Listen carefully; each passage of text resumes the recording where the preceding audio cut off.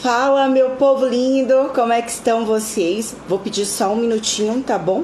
Porque eu vou começar agora a transmitir ao vivo, não só pelo meu Instagram, pra gente poder tratar da medida provisória 927 de 2020, mas também pelo Instagram aqui do Brasil Jurídico, tá? Por ambos. Hoje eu quero que a gente seja um pouquinho mais específico. Vamos fazer algo esquematizado, combinado? Afinal de contas, a gente vai tratar hoje das medidas concretas da medida provisória 927 de 2020. Vamos lá? São duas câmeras. E aí, Marcinho do Brasil Jurídico.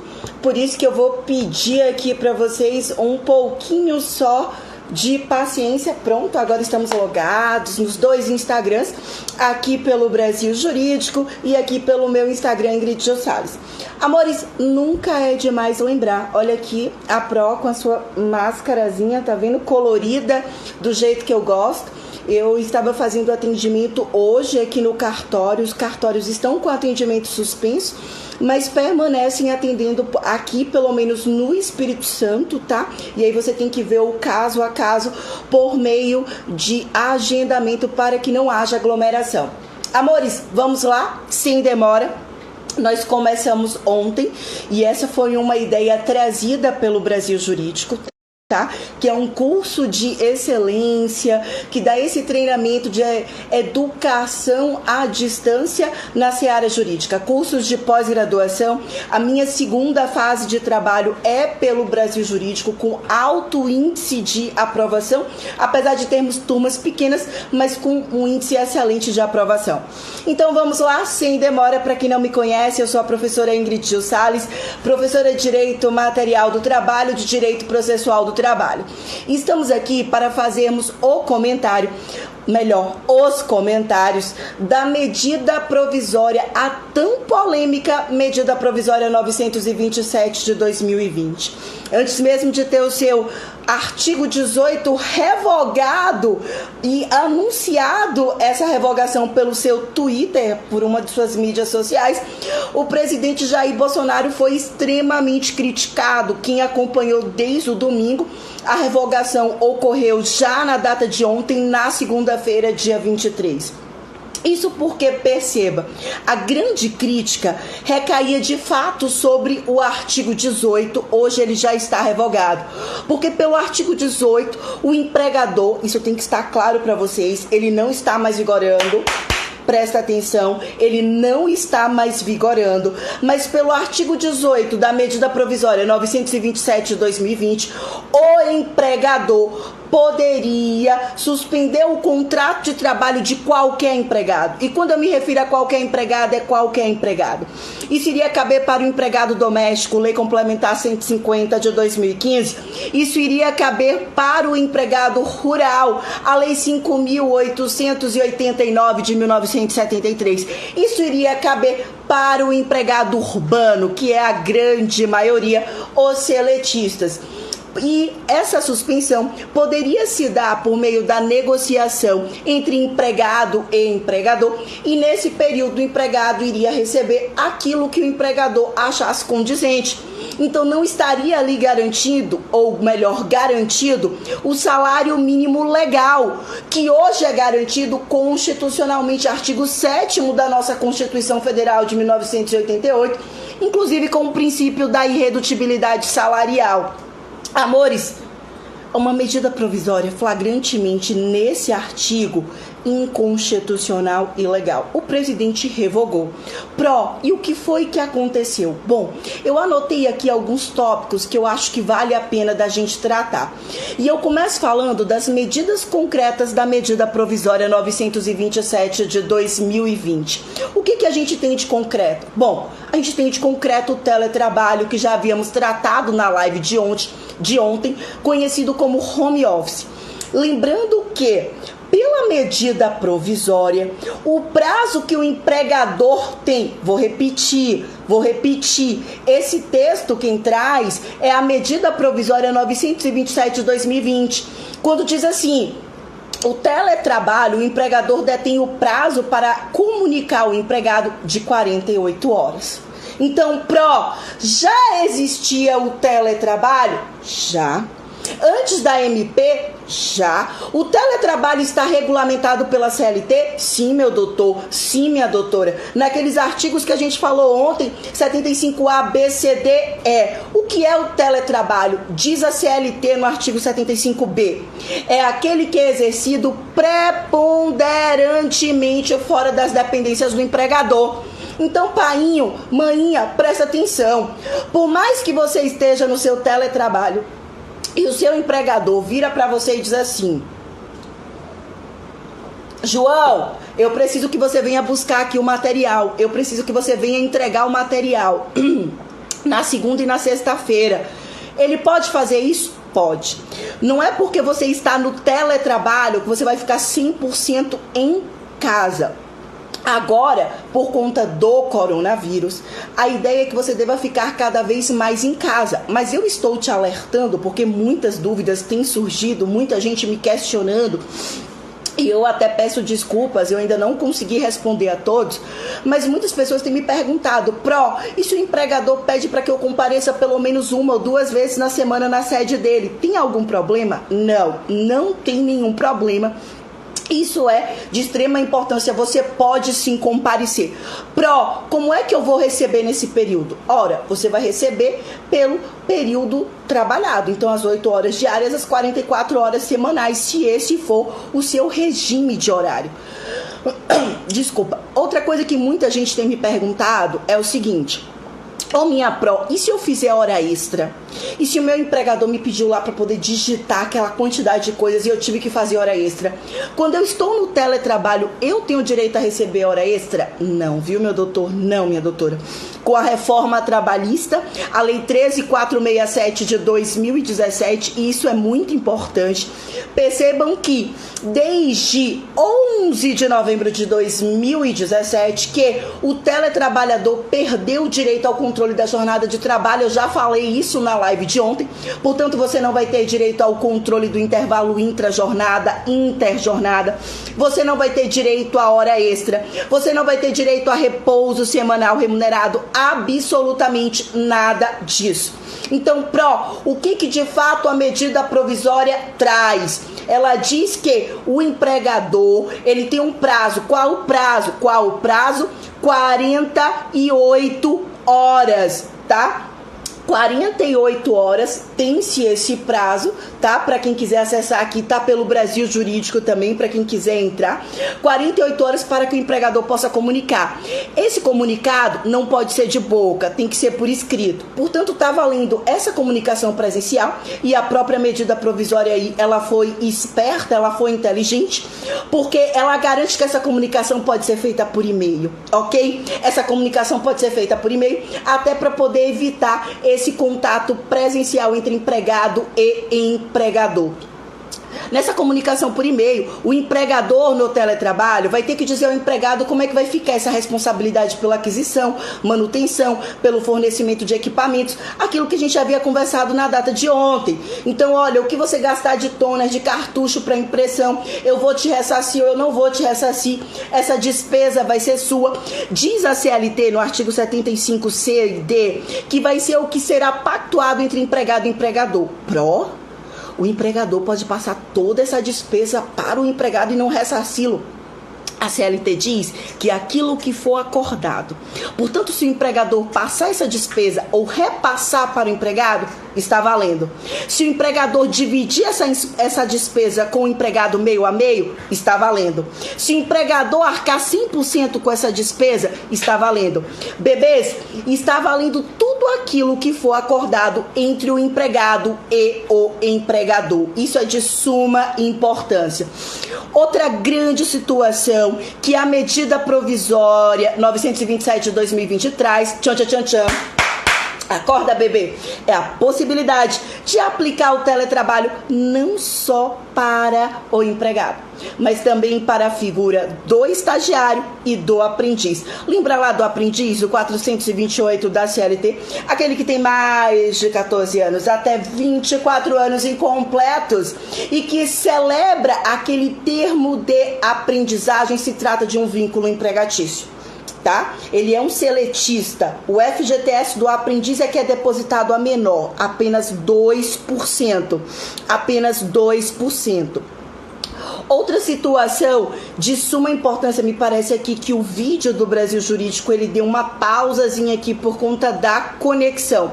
Eu vou tentar retomar aqui para ver se a gente consegue, tá? Aqui no Brasil Jurídico, vamos ver se a gente consegue.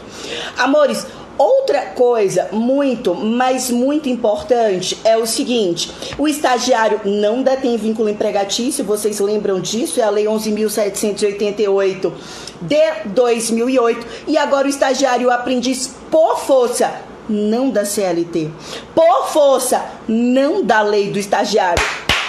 Presta atenção. Aqui, bebê, a medida provisória 927 de 2020, ela está inovando, tá? Só para quem estava me assistindo lá no Brasil Jurídico, a conexão teve uma quedinha. Tô tentando aqui ver se eu consigo conectar novamente.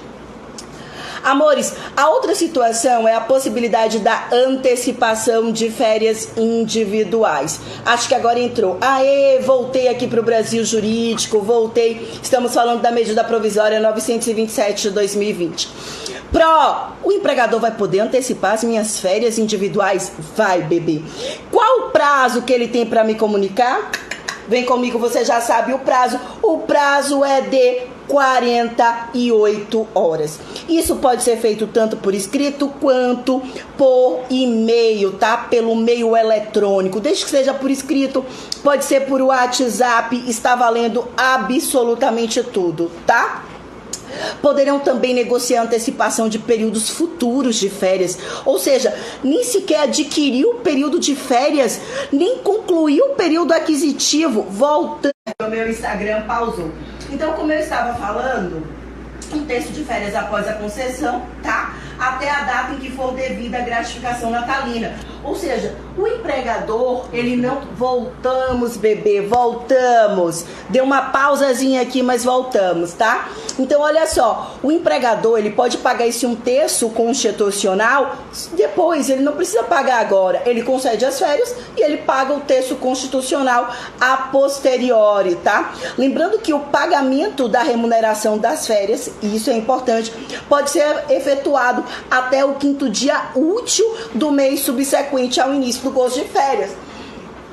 Ou seja, qual é a ideia? O empregador não precisa entrar no desespero, não precisa sair por aí dispensando absolutamente ninguém. Basta que ele dê o comunicado, empregado, em 48 horas, observa o prazo de 48 horas para não cometer nenhuma ilegalidade, você está de férias. Pode fazer isso pelo meio eletrônico, tá?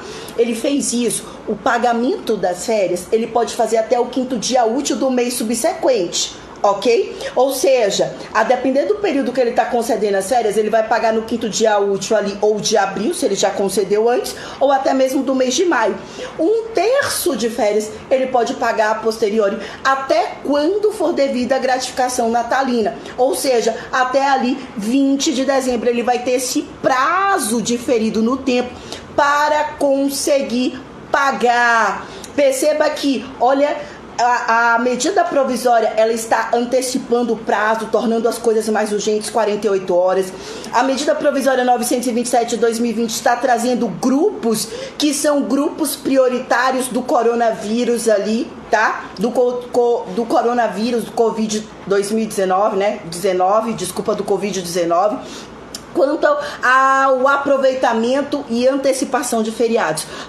Eu já sei que agora, em maio, nós teremos diversos feriados, feriado trabalhador, feriado da Páscoa. E aí, posso antecipar esses feriados? Pode sim. A mesma coisa, observa o prazo de comunicação de 48 horas, tá? Inclusive aqueles feriados não religiosos ou até mesmo os religiosos. Então, você pode fazer isso em comunicar por escrito e proceder a essa compensação, tá? Tudo isso está na medida provisória 927 de 2020. Por falar em compensação, a medida provisória 927 de 2020, já no seu banco de horas, o que ela traz de novo? O que ela traz de diferente? A possibilidade da compensação se dá no prazo de até 18 meses. Então perceba que ela ultrapassa aquele prazo da CLT, do banco de horas de compensação mensal dentro do mesmo mês, do banco de horas de compensação semestral em até 6 meses, do banco de horas anual em até 12 meses, e ela traz um prazo maior, que é o prazo de até 18 meses, contado da data de encerramento da calamidade pública. Quando é que vai encerrar a calamidade pública? Ninguém sabe. Se encerrar dia 20 de abril, dia 30 de abril, o empregador vai deter aí até 18 meses para proceder a essa compensação. Ou seja, eu te deixo de folga em casa, vou contando esse período de folga, segunda, terça, quarta, quinta, sexta, tá contando? Bora! Depois o que é que eu vou fazer quando acabar esse período de calamidade? Eu vou te trazer para trabalhar suas horas normais e, além disso, colocar para que você faça aquela carga horária, aquela hora extra de até 2 horas extras por dia. Isso é de suma importância, tá? Sendo que essa compensação de saldos, de horas, ela será devida independentemente da anuência do sindicato da categoria, independente de que seja firmado um acordo ou uma convenção coletiva de trabalho.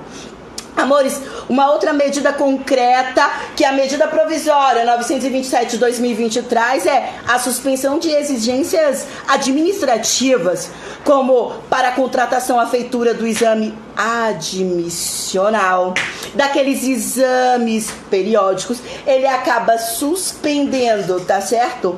E fala que para o exame demissional, se for o caso, o empregador passa a contar com até 60 dias da data de encerramento do estado da calamidade pública para que esses exames de saúde ocupacional, eles possam ser realizados, tá? Então, existe uma suspensão de várias datas desses exames. O exame demissional, inclusive, pode ser dispensado caso tenha sido realizado recentemente pelo empregado em outro local de trabalho, se tiver sido realizado há menos de 180 dias, tá?